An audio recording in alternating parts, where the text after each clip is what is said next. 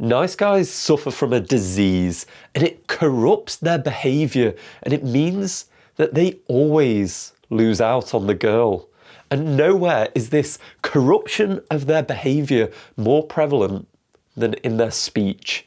Nice guys communicate in such a way that it dooms a relationship before it's even started. And the most heartbreaking part of all of this is that they'd be able to escape all that by making one simple change. So in this video, I'm going to break down what nice guys do with their speech, why that causes them to lose out on the girl time and time again. And then I'm going to show you the simple change that you can do to escape that, and how you can communicate in a manner that is so much more attractive and won't leave you sat on your own thinking that you've just lost out on another girl because you are that quintessential nice guy. My name's Andrew Wilkinson, and I was that guy. I was the cliche nice guy that he would be best friends with all the girls and get upset when all of the people around me that I thought were dickheads would essentially get really great girlfriends, and I just couldn't understand it. I ended up working on myself and finding all the problems, which were actually my fault, and fixing them over quite a few years. And now I help other guys do the same, because I run my own dating company and I help people move through these kind of problems. So let's dive into what is it that nice guys do with their speech.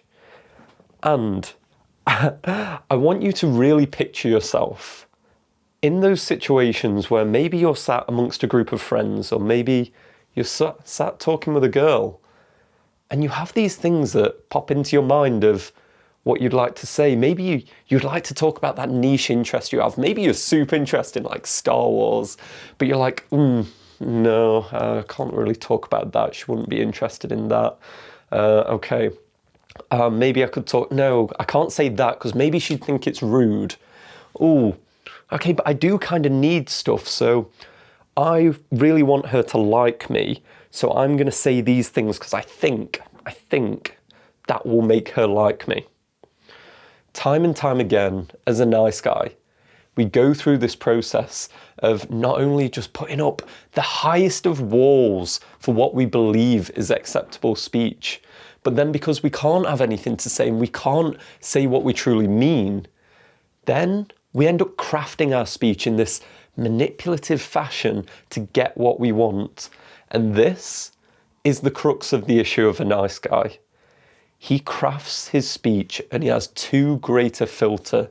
He self-edits to such a degree he loses himself. He loses any element of who he is.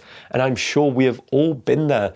There's this real sort of common thought that you need to pick and choose your words so precisely around girls that you don't want to turn them off. You don't want to be rude. You don't want to be that. But the issue is the nice guy, he takes this so much to heart that he filters out so much of himself and he's lost in the process. I know you will have felt this because I felt this. I would continually edit out what I wanted to say into what I thought was acceptable. And if you even think about this from like a public figure perspective, when they come out and make like an apology, anyone that's seen the John Cena apology to China knows what I'm talking about here, where it's like someone is coming out and he's saying something to achieve a goal. Like he's saying these words and you can tell he doesn't believe them, but he's edited his speech and he's changed how he truly feels to try and get a result. And fundamentally, this is the curse. This is how the symptom of the disease of the nice guy shows up, because the disease is that if I was to be myself, I would be unlovable. In order to be deserving of being loved, liked, and respected, I need to change who I am because I'm fundamentally not good enough. And this comes out in the language that we use. And let's break it down of like, why will this not work? Why wouldn't this work with a girl? Why can't we just edit everything that we say? Because like we edit what we write. If we put a script together, we don't just go with the first draft. within the use of language, especially when we speak, it comes across as significantly more manipulative when we're editing to such a degree, because we're not being our authentic self. And there's two ways this always comes out. If you choose not to tell the truth and you choose to lie and manipulate, maybe say you're interested in something you're not, maybe make claims of things that you've done which you haven't, because you wanted the validation, you wanted the love from other people, it will always come out eventually. One of my heroes is Jordan Peterson, and I think one of the lines he said that hit me more than anything else across my entire time of listening to him was this, that he worked as a clinical psychologist for over 40 years, and the most terrifying thing to him was that when he spoke to clients, he never once saw a lie that didn't come back to haunt them, that didn't come out. If you think of any movie or TV show that you've ever watched, when something dramatic, like a lie happens, someone cheats, someone does something manipulative, it always comes back around. There's no lie that stays hidden. So when you think you can manipulate the world, like the nice guy with his speech, he can hide who he is, it always comes out eventually. And then secondly, as a girl, they're trained for this. Girls fall in love with what they hear, so that encourages men to lie to them. So we've got this kind of arms race of men bending reality and the truth to maybe win the affection of women, whilst women having to maintain a good enough degree of ability to know when a man's lying to her, so she doesn't get misled by someone who isn't attractive at all, who is a con man. So women are way more effective at being able to tell when you're speaking the truth, when you're speaking out who you actually are. She can tell. She's looking at all your facial reactions. She's looking for inconsistencies between that and anything else you've ever said. And as soon as she finds them, she is going to think, at best, you're a scared liar. At worst, you're manipulative and dangerous. And she will stay so far away from you, because that's what it does when we're on the manipulative side. On the other side of this, it is just weakness. The flaw of the nice guy is he self-edits everything that he wants to say to remain in this kind of safe range, that he doesn't want to make any kind of strong comments. He doesn't want to assign what he truly believes. He's not going to put himself in a position where someone could pick on him, call out his belief, or do anything like that. He just operates in this area of grey. And I felt this. I felt this growing up. I was definitely bullied a lot more than I feel like was fair. And that encouraged me to never try and stand out, to never have any opinions of my own, just to be kind of mundane and grey. But I realised this just made you boring and uninteresting, and people couldn't trust you, because it was almost like you were made of paper mache. People, you could push against you and your hand would just go through. There was nothing there of you. So people don't like it. It's not attractive because you're predictable. When you're so predictable, everyone just knows what's coming from you. You're not interesting. The reason slot machines are interesting is their variable reward ratio schedule.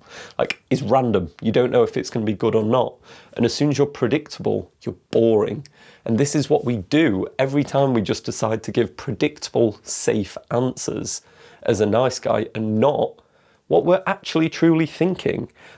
We constantly miss out on having human connection because we filter out the parts of us that are truly human, the parts of us that make us ourselves, our genuine interests. One of the things I constantly talk about on the channel is the fact that I'm now quite open, that I have extremely cool music taste, in the sense that I listen to a ton of Taylor Swift, do karaoke of Call Me Maybe, and all these things, and I just openly own that.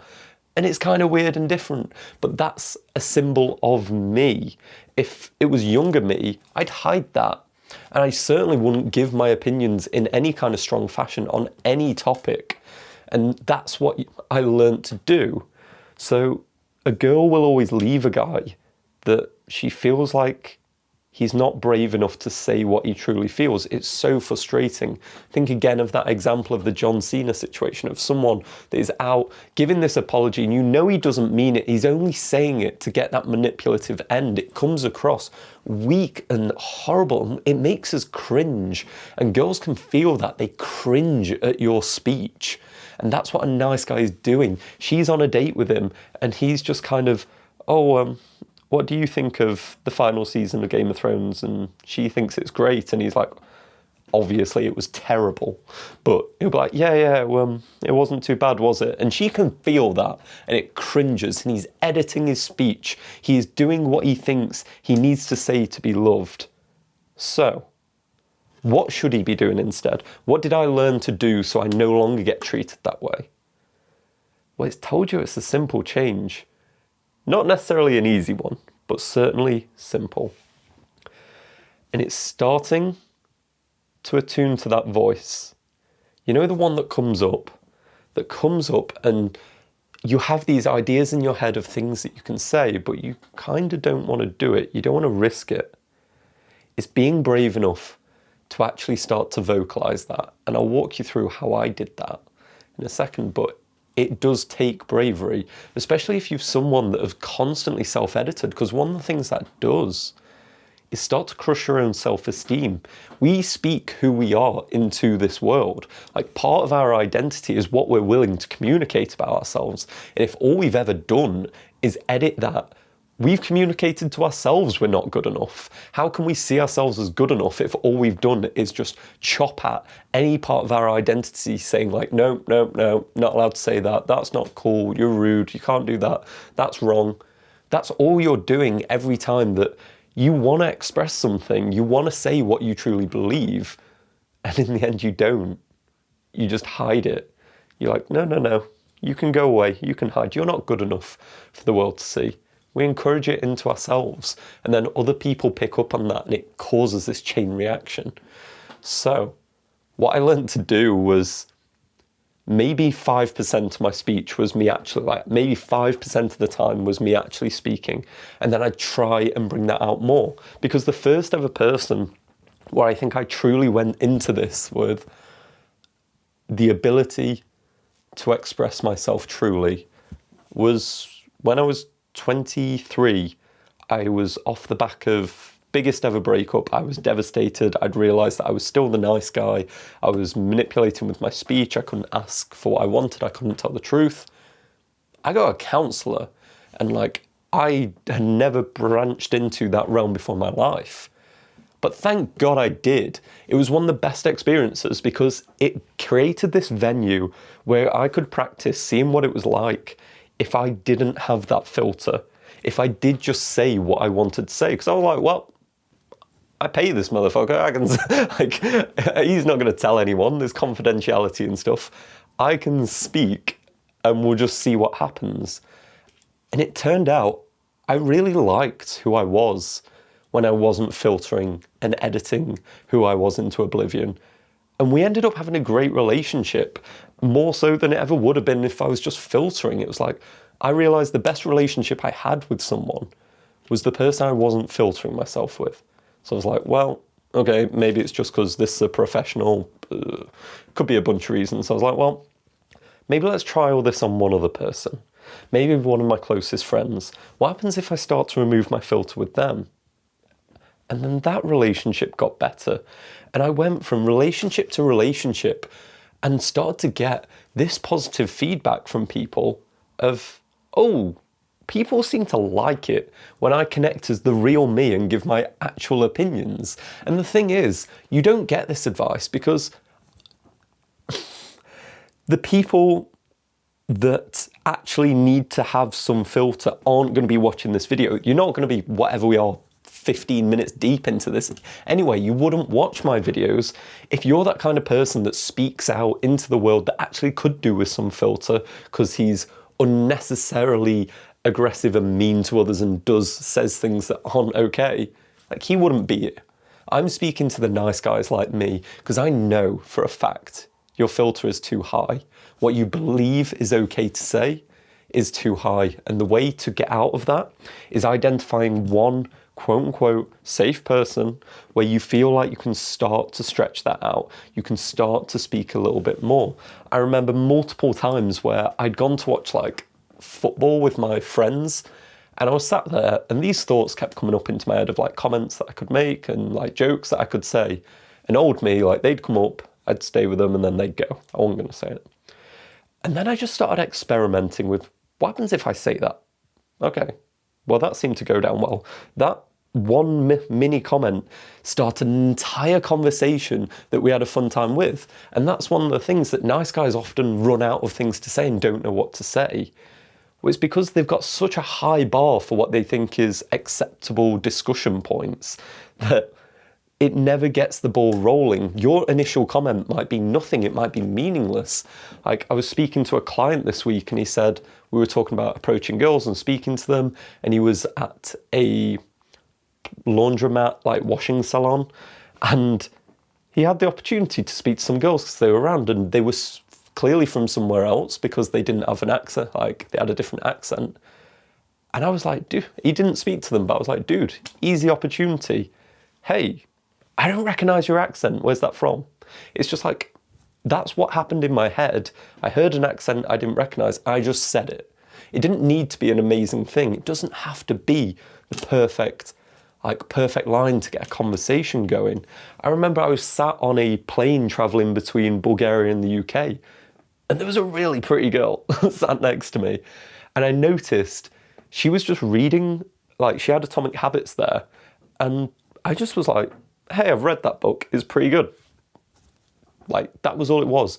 And that one instance caused us to then talk for the entire rest of the flight journey. And then, we exchanged Instagrams, and it's those little moments that create opportunities. I even remember during the flight, one of the things that sold her on us kind of vibing was she spoke like, she had a really funky accent. Like she spoke part Bulgarian. She'd watched a load of American TV, so she had like an American twang. She'd been living in England, so it was kind of British as well. And it was just like this real funky I liked it a lot, the accent. But I referred to it as just like, yeah, it's kind of like you speak like a mongrel. And to anyone that doesn't know what a mongrel means, that is like a crossbreed of dogs that's a mix of a bunch, which on the surface is probably not the best thing to call a girl, that she sounds like a mixed breed dog. She thought it was hilarious, and she like playfully like slapped me, just like slapped me in the shoulder, just like, what are you on about? And she was smiling and laughing, and she brought it up 2 more times over the trip because I think she just saw it as me not subjugating what I thought myself and being like, oh, I can't say I need a high filter here because I can't do anything that would potentially come across as rude. I just said what I thought. And you will already edit out the worst of the worst. As I say, you're not the person who kind of needs to be told to have a filter. Your predisposition is to filter out too much.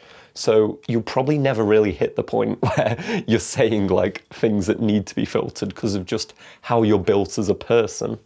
And communicating that, I think, I'm going to say this because it's part of me, it's natural, it's normal. Funnily enough, the things that come out of you in that fashion are what make you unique and special, and they're the most attractive things about you. And nice guys continually trim them out. So the simple change that a nice guy can make is removing that filter, tapping into what is that internal monologue that goes through. And maybe you're having difficulty doing that, and then I'd recommend meditating, which really helps with you centering back in yourself, because a nice guy has the habit of living for other people, and his head is almost always focused on others, so he can't tell what he thinks. Meditate, it helps you get back in to your own core of beliefs. So be that guy who is able to just remove some of that filter, just drop it down and do it a little bit at a time, do it with one person than another, and start to see how people react differently to you in the world. When you just call stuff out, like when I'm speaking to girls, I'm not afraid of what they're gonna think of what I say, because it's real for me. It's real for me if I'm just like, whoa, your haircut is super funky. It's like, if it's fun, you're telling the truth. You're not doing it in a rude way, you're doing it playfully. Like, you can say anything you want if it's done with good intention. And if someone takes offense to it, you just say, that was done with good intention. I didn't mean to be mean, it was just how I thought and how I felt. And this ability to communicate will change your life. But if you continually struggle with this, if you continually struggle with your ability to do this, it's because you've got a deep-rooted sense of not being good enough. Because that's what I had. I was completely trapped in this not good enough phase. And it took a long time for me to be able to get out of that. So if you still think you're struggling with feelings of not being good enough, and that's stopping you then being able to remove your filter, because we put the filter up because we don't feel good enough, then I broke down a video which detailed the best ways to overcome this pain of not feeling good enough. So check that out here, because I promise it is such a better way to live out your life if you don't feel like you're being dragged down by the weight of that constant thing chipping at you all the time that you're not good enough. So check that out. I promise it will change your life.